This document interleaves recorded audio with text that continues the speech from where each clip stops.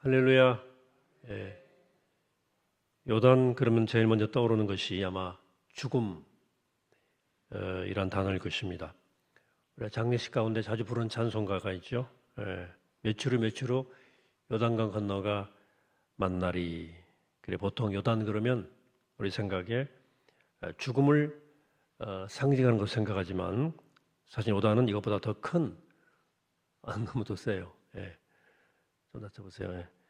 어쨌든 맞췄으면 좋겠는데 더 큰 의미를 가지고 있습니다. 가나안 땅은 그리스도의 주권과 하나님의 통치를 인정하고 그분 밑에 사는 삶을 훈련받는 곳이라고 말씀을 드렸습니다. 그러면 여기서 가나안 입성을 위해서 반드시 거쳐야 할 요단은 어떤 의미를 가지고 있을까 하는 겁니다. 오늘의 주제입니다. 출애굽기 신명기를 보시면 이스라엘 백성들이 직선 거리를 두 주면 들어갈 수 있었던 그 가나안 땅을 무려 40년 들어가지 못하고 방황하죠. 이 길은 그냥 담대하게 걸어가기만 하면 두 주 이내에 돌파할 수 있는 길입니다. 40년을 방황한 거예요. 그렇다면 그 시간들을 전부 허비하고 낭비한 꼴이 됩니다. 성경에는 이 허비하다, 낭비하다의 개념이 매우 중요한 의미를 내포하고 있습니다.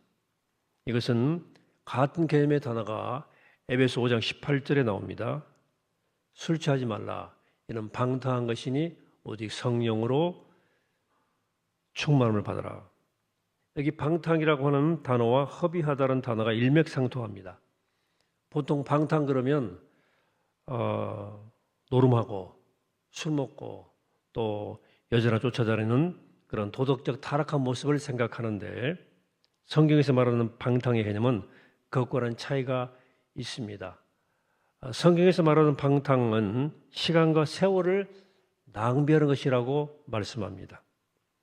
어떻게 세월이 낭비됩니까? 간단하죠? 시간의 길이를 말하는 것이 아니고 시간의 의미를 말하는 거죠. 다시 말해서 두 주면 들어갈 길을 40년 돌아다녔으니까 너무 시간이 낭비되었다고 하는 양적 개념에서의 낭비가 아닙니다.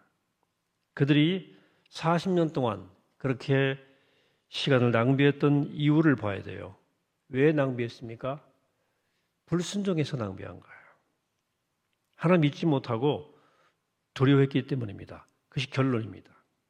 그들의 불순종과 배반, 폐역, 그리고 하나님 앞에서의 우상 숭배, 반역 이런 것들이 하나님을 떠나 살게 했죠. 그러면 우리가 시간을 쪼개어서 전략하고 살아도 하나님이 없는 삶은 인생을 낭비하는 겁니다. 그러므로 성경에서 낭비는 양적 개념이 아닌 질적 개념인 것을 알 수가 있겠어요. 여러분 드라마나 영화는 NG가 있어서 다시 찍을 수 있지만 인생은 생방송입니다. NG가 나도 그냥 가야 돼요. 다시 살 수 없는 것이 인생 여정입니다. 인생 노년에 들어가지고 아이고 인생 내가 헛살았어. 이런 말 하면 참 인생 유감스러운 거예요. 헛살았다. 그때가 돼가지고 헛살았다 그러면 어떻게 할 거예요? 이렇게 이스라엘 백성들의 가장 큰 문제는 불순종으로 인한 40년의 허비된 시간이었습니다. 그러므로 우리도 가나안이라는 약속의 땅에 들어가기 위해서는 과감히 광야의 삶을 버려야 됩니다.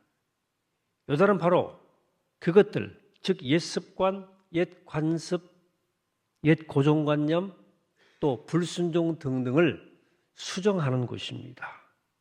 그러므로 요단에 들어가는 것은 옛사람이 죽으러 들어가는 거예요. 매일 잘못된 과거와 악습과 불순종의 시간들을 회개의 강인 요단강에 수장시켜야 됩니다. 이것이 내 인생 가운데 매일 벌어지는 싸움이어야 돼요. 예배 자리에서 이렇게 주 앞에 설 때마다 그 요단에 들어가는 작업을 해야 하는 거예요. 자, 오늘 이 말씀 전제에 두고 12절 이하를 좀 묵상을 할 텐데요. 중심으로 12절 13절입니다. 여호수아가 또 르우벤 지파와 갓 지파와 므낫세 반 지파에게 말하여 이르되 여호와의 종 모세가 너에게 명령하기를 이르기를 너희 하나님 여호와께서 너에게 안식을 주시며 이 땅을 너에게 주시리라 하였나니 너희는 그 말을 기억하라. 여기 중요한 말은 땅을 준다는 얘기가 아니고요. 그 말을 기억하라는 것입니다. 이스라엘은 모두 12지파인데 본문에 3지파가 나와요.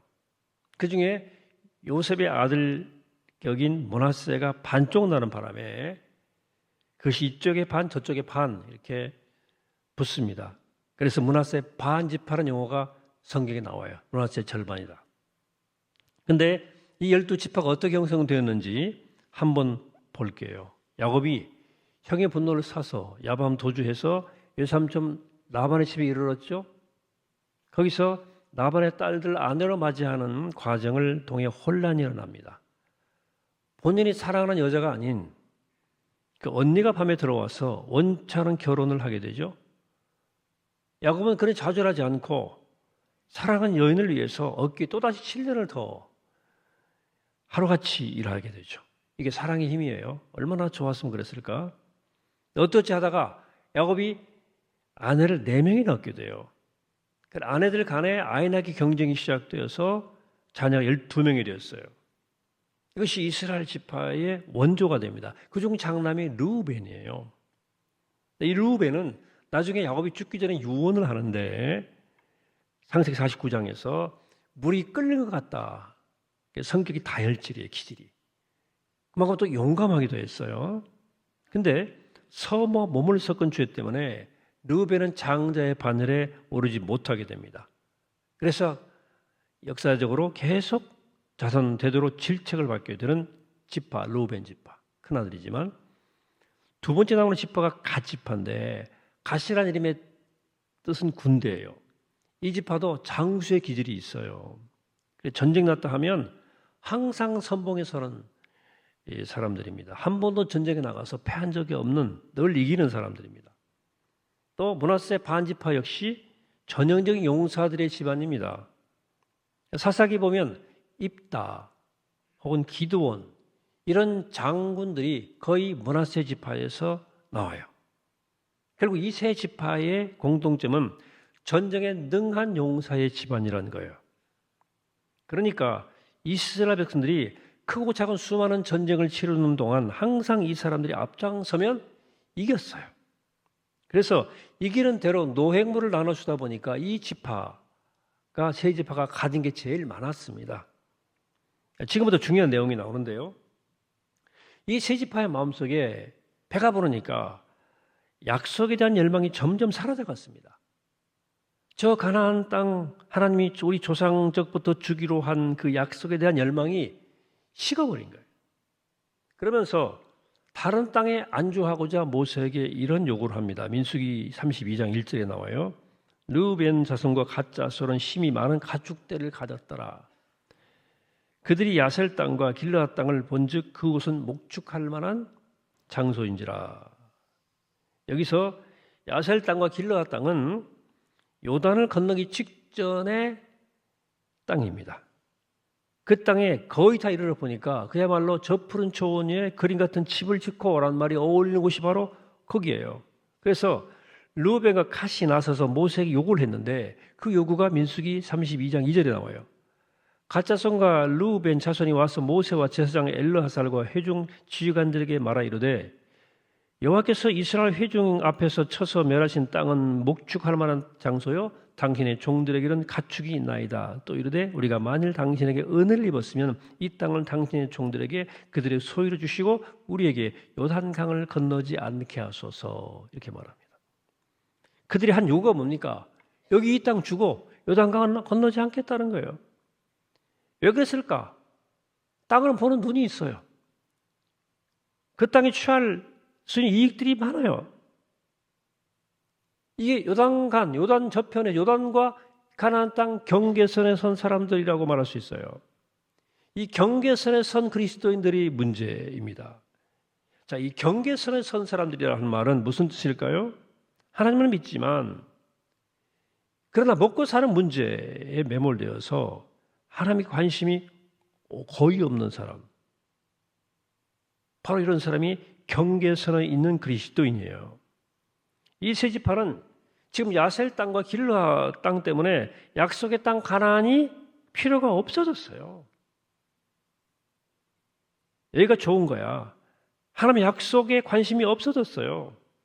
지금 당장 자기들 눈앞에 그 좋은 땅이 있는데 뭐하러 힘들게 요단강 건너가지고 전쟁을 해서 가나안 땅을 얻을 필요가 어디 있겠냐라고 생각하는 겁니다. 무슨 전쟁을 치르냐. 여기서 잘 먹고 살지. 우리 가운데도 이런 사람들이 있을 수 있다. 실제 있다. 먹고 살기도 바쁜데 교회 전만 찍고 오면 되지.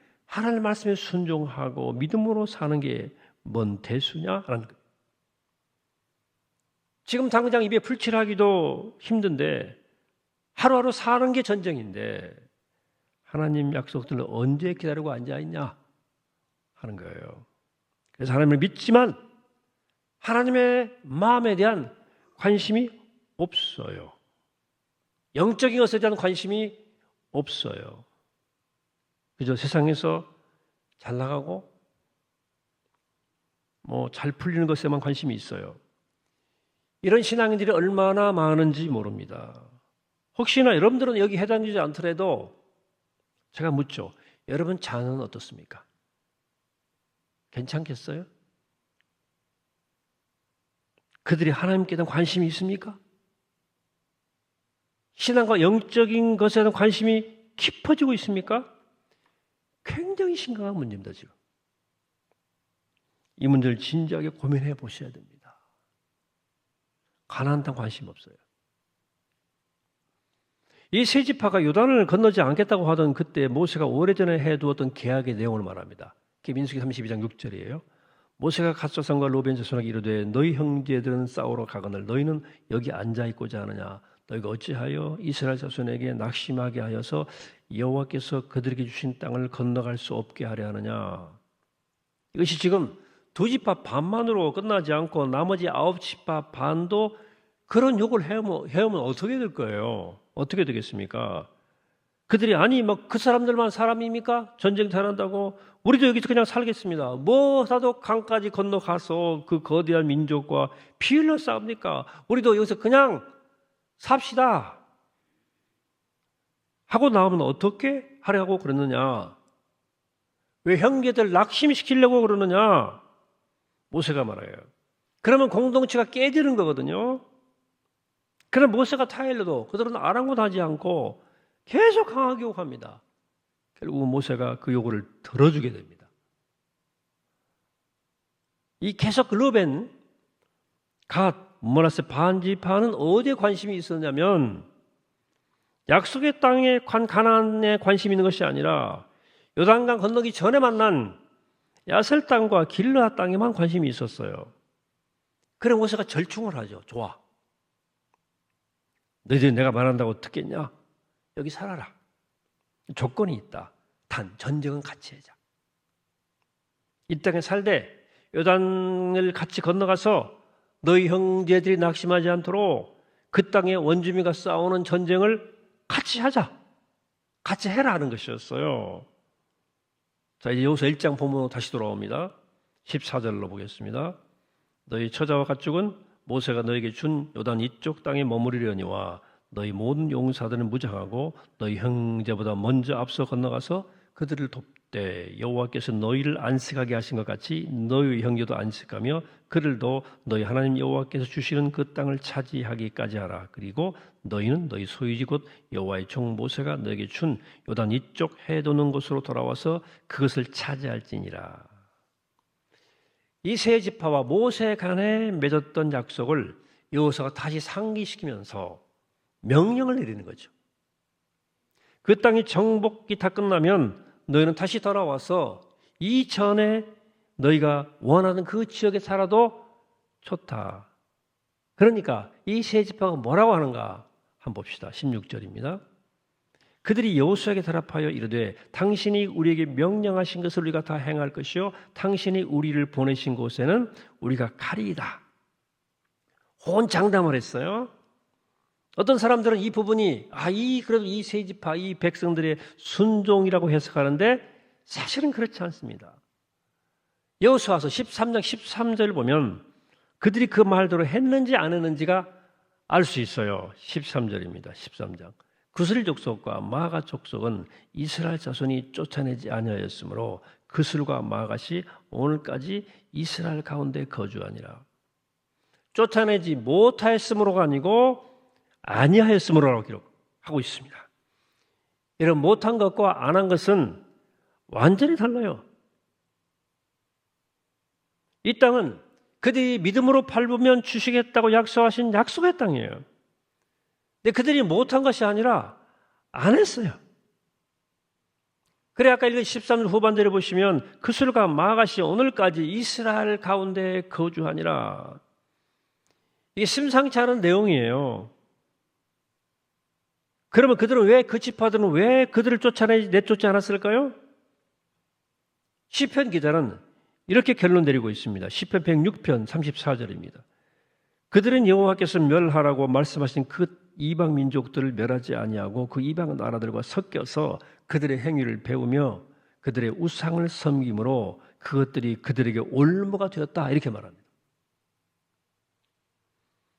이방 민족들을 멸하지 못했다가 아니고 멸하지 않았다고 되어 있어요. 거기도. 왜? 그들의 우상 숭배 문화와 죄악된 문화가 좋았던 거예요. 자기 취향에 딱 맞다 보니까 어떻게 합니까? 일부러 쫓아내지 않고 같이 데리고 삽니다. 그러면서 점점 타락의 길을 더 걸어가게 됩니다. 여러분, 하나님과 그분의 약속에 대한 관심이 없어지니까 어디에 관심이 갖게 되어 있습니까? 우상 숭배와 죄에 관심을 갖기 시작하는 거예요. 이렇게 신앙적인 것, 영적인 것에 관심이 없으면 관심이 자동적으로 어디로 갑니까? 죄악의 본성이 이끄는 곳으로 관심이 가게 돼 있어요. 이 경계에 서 있는 신앙인들이 왜 위험하냐면 바로 이 문제 때문입니다.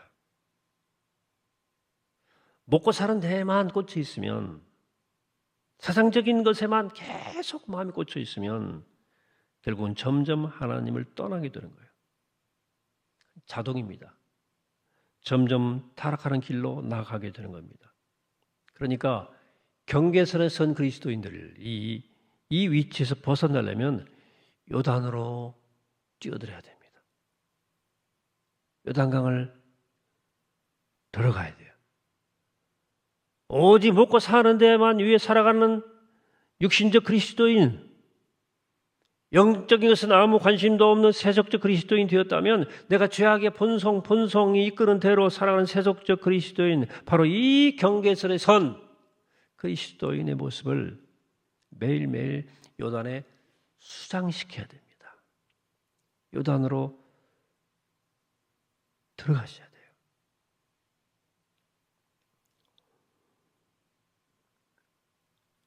여러분, 혹시 먹고 사는 것 중요한데 먹고 사는 것만을 위해 살아가는 육신적 그리스도인이라면 요단강으로 풍덩 뛰어드시기를 축복합니다. 어떻게 해요? 풍덩, 따라서 하세요. 풍덩. 예, 풍덩. 세상의 성공과 출세만을 관심 있는 세속적 그리스도인이라면, 죄악의 본성이 이끄는 대로 살아가는 세속적 그리스도인이라면 요단강에 풍덩 뛰어드시기를 바랍니다. 여러분 모두 경계선에 있는 그리스도인의 모습을 요단강에 수상시켜야 됩니다. 결단하라 그 말입니다. 그래서 요단강으로 뛰어 들어가야 돼요. 그렇죠? 그래서 경계선이 아니라 가나안 중심, 믿음 중심, 은혜 중심, 축복 중심의 삶을 사는 복된 여러분 되시기를 이 시간 주임으로 간절히 축원합니다. 기도하시겠습니다. 거룩하시고 자비로우신 아버지 하나님, 오늘 이 귀한 말씀 붙잡습니다. 우리가 루벤, 갓, 므낫세 반지파처럼 경계에 머물러 어슬렁거리는 그리스도인이 아니라 하나님 과감하게 요단강으로 뛰어들어 우리 모든 죄악의 본성을 극복하고 경계선을 넘어 주님 기뻐하시는 그 강 넘어 요단에서 또 가나안 땅에서 새로운 은혜의 삶을, 새로운 믿음의 삶을, 새로운 축복의 삶을 힘있게 걸어갈 수 있도록 인도하여 주시옵소서. 가나안 땅을 살아가는 법, 두 번째 요단에 들어가는 것입니다. 이 말씀을 따라 살아서 꼭 승리할 수 있도록 인도하여 주옵소서. 감사드리옵고 예수님의 이름으로 기도합니다. 아멘.